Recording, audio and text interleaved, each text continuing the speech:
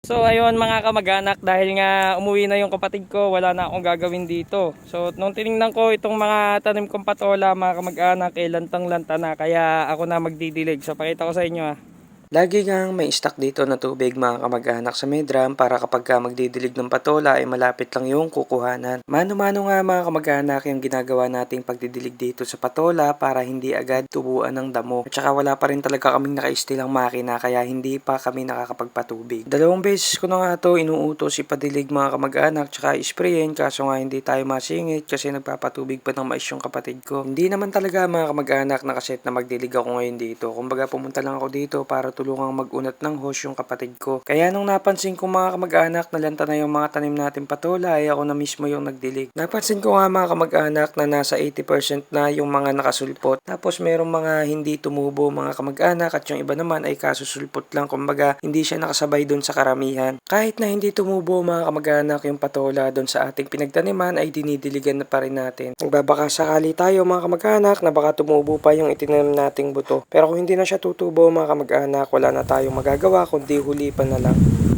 Ayan. So ayan mga kamag-anak, malapit na tayong matapos sa pagdidilig ng ating patola. Bali ang ginawa ko na lang mga kamag-anak, sa isang tabo, 2 balanga o 2 butas yung didiligin natin. Ang regular ko talaga pinadidilig dito, kada isang butas, kada isang balanga, kada isang patola ay isang tabo. So wala kasi yung motor ngayon mga kamag-anak, yung kulong-kulong gamit nung kapatid ko, nagpapatubig doon, kaya magkakashine lang natin yung isang drum na nandito. Yeah. Tipid-tipid muna, tapos sa susunod na araw papaulit na lang natin.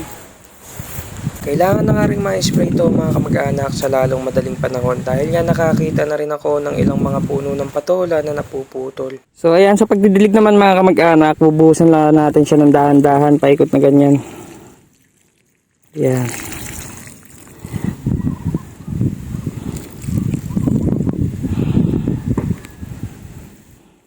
As lilipat tayo dyan sa kabila.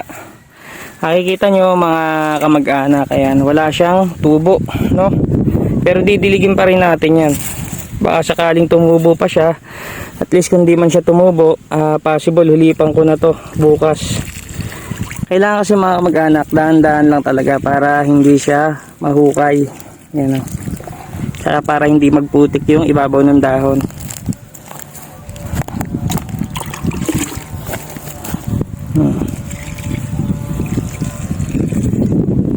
Yun o, kamukha niya no. Ay, gusto natin yan. Yun lang mga kamag-anak, paalam!